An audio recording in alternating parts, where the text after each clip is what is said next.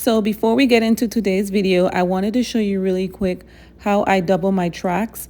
When I'm doing it, I force the tracks together because once you finish doubling your tracks, you don't want to have a big gap or any type of gap in between. You want it to look as seamless as possible. Also, I was telling you guys how I like to use like 5 to 7 bundles, but this is about 4, is not the full 4, but this is almost 4 bundles of the Burmese curly, and look how full it is. But today we're going to go ahead and get into how to sew down your closure, and I'm going to show you my secret sauce because there's a little thing that I do when I'm sewing down the closure so that it has a seamless connection in between the end of the closure and the track, because when you put your wig on your head, you don't want to be seeing that little piece in the corner. And I'll show you what I'm talking about a little later. For this video, it's going to be more like a look and learn for the most part. Of course, if I need to step in and explain something to you, I'll step in and do that. But the first thing that I do is position my closure on my canvas block head because I want to have a good idea of where I'm going to have it laid down. Then I'm going to take my my pins and pin down the front, and then I'll go to the back and pin down the back. And you'll see exactly how I do that. Oh, and right here, you can see that I'm bringing the closure down in front of the cap because if you remember, if you've watched the video when we transfer the measurements, I start the measurements a little bit in front. When I was doing the front to nape, I started the measurements a little bit in front of the wig cap because like I said, we don't bring our wigs right smack at our widow's peak. We actually bring our wigs on our forehead for whatever reason. Okay, so now I'll go ahead and stop yapping so you can get into the tutorial. And like I say, I'll come in and let you know anything that I see is needed. Enjoy.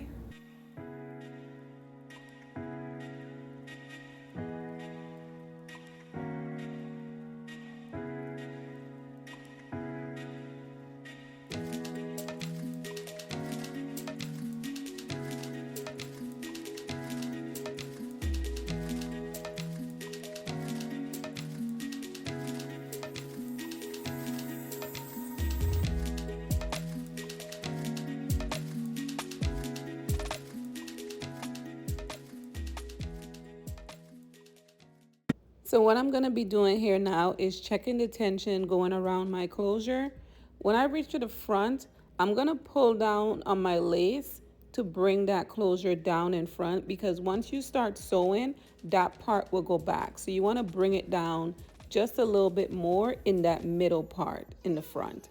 And I use 2 pins just to make sure that, you know, it don't move back. Also, use those pins instead of, you see how I use the silver pins, the T-pins in the back, and then I use those little small, I don't know if you call them bobby pins or what, to the front. You don't want to push those T-pins in your lace because most times it tear holes in the lace.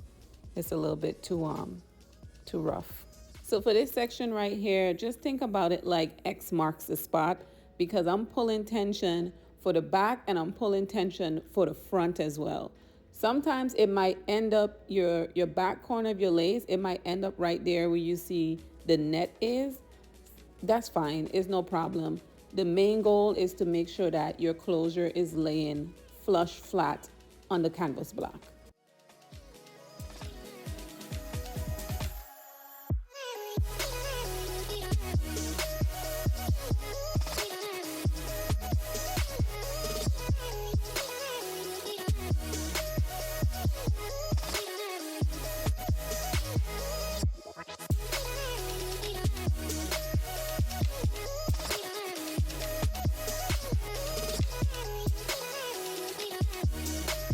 So now I'm just showing you that I have even spaces on both sides of my closure. So we're good to go ahead and move forward. This is my secret sauce. I cut off the edges of my closure and then I sew it down. If you want to create a really high-end luxurious wig brand, you want to have prices starting at, let's say, $1,000 and up, I would definitely recommend doing this extra step. Now, it takes a little bit of practice to sew down the closure after you cut off that end piece, but it is well worth it once you're selling at that price point, because you want to have wigs that's, you know, just completely different from what's the standard in the market.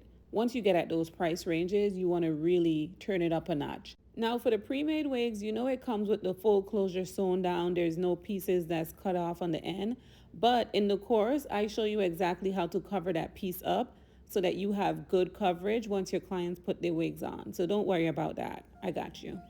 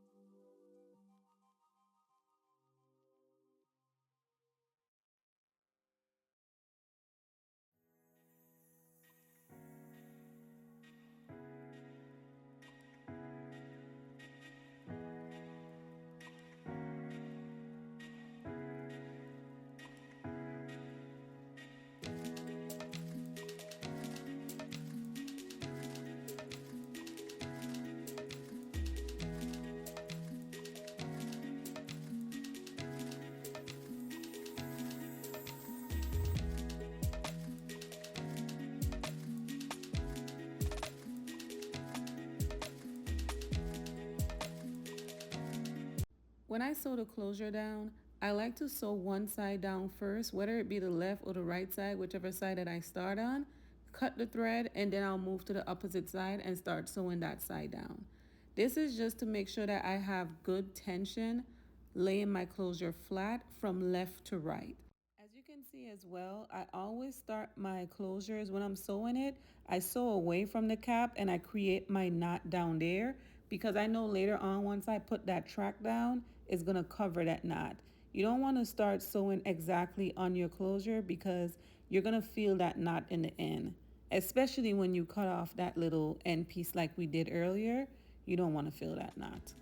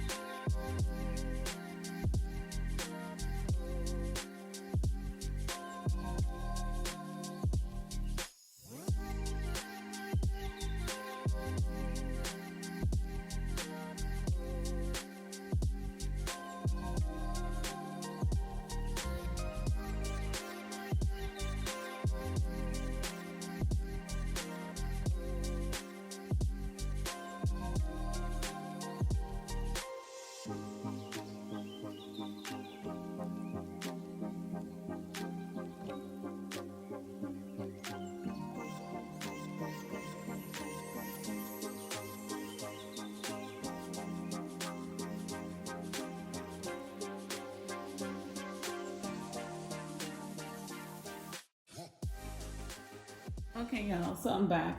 So I only have this piece left. Let me see if I fold it so you can see.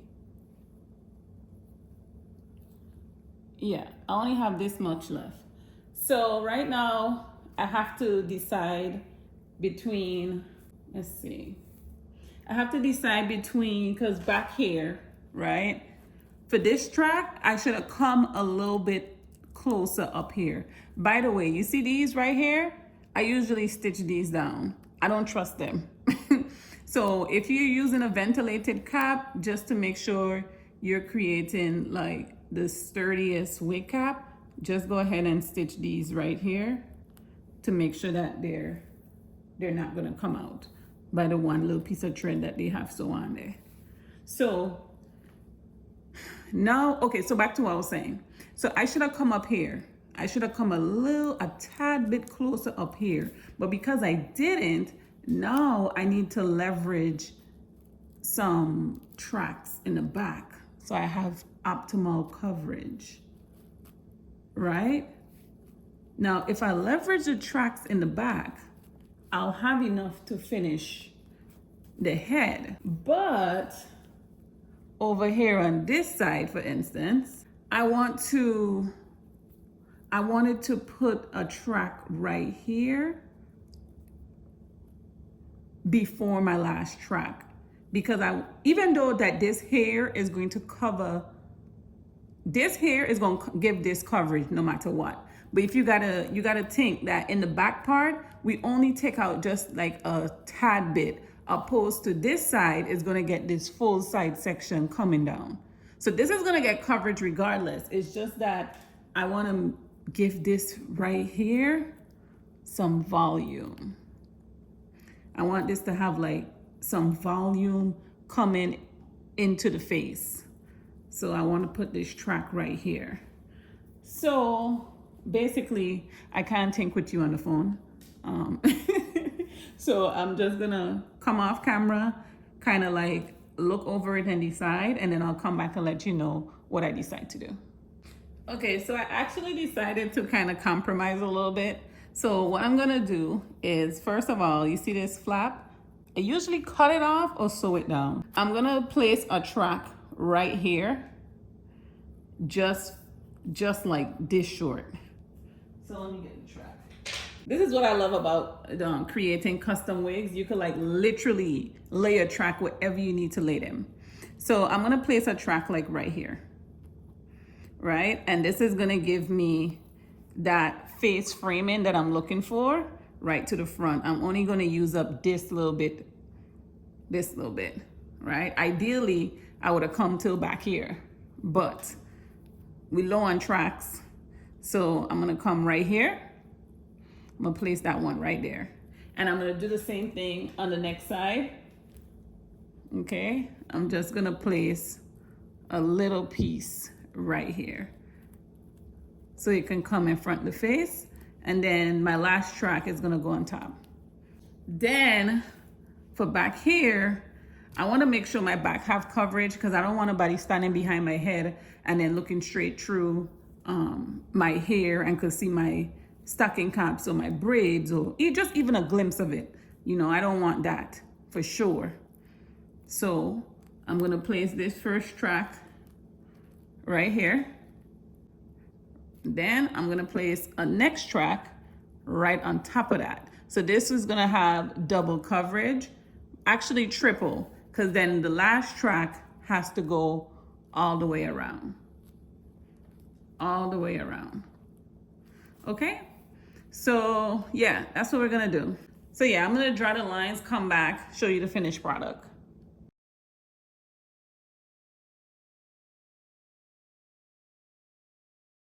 Okay, so now I'm gonna go ahead and so you can see the lines that I put right here. I'm gonna place one here, and for this track right here is actually, I'm gonna edge it a little below this line. Same thing with this one, is actually coming, this is like my guide, but I'm putting it just below. And right here too. And so we're gonna have the little short piece over here, and then we're gonna finish this up and show you the final product. One more thing I needed to tell you about this front part. The goal when you lift this up, to know that you didn't pull too much tension to the back row right here. That's why you didn't see me directly like placing the thread over the needle over here and pulling the thread, because I didn't want to put too much tension on this back part. I just wanted to sew it directly straight down into the spot that it was in, because the tension you pull back there will have this going backwards. So I wanted to show you before I completely took this off, that you want, when you remove these pins, that your lace don't go too much. You want to make sure when you remove these pins that your lace doesn't go too much further back. And this is good. Where is that? Right here. So yeah, I just wanted to show you that. Now, by the time you're watching this, it's probably going to already be November 1st or sometime afterwards. That means the big announcement will already be out. Starting November 1st, when my students purchase the Luxury Wig Business Accelerator course, you will be entered in to win $1,000. Now, there's only a limited amount of people that's going to be accepted into the challenge. It's a 30-day challenge, but just click the link below so you can find out more about that, so you can enter in before time run out. As far as the styling, I'm gonna do that in another video because as we can see, this video is already too long. But this is the final look that we came out with, and I'll do a separate video showing you how I define the curls. So see you in the next one. Don't forget to click the link below and check out the course. I won't make it easy for you now.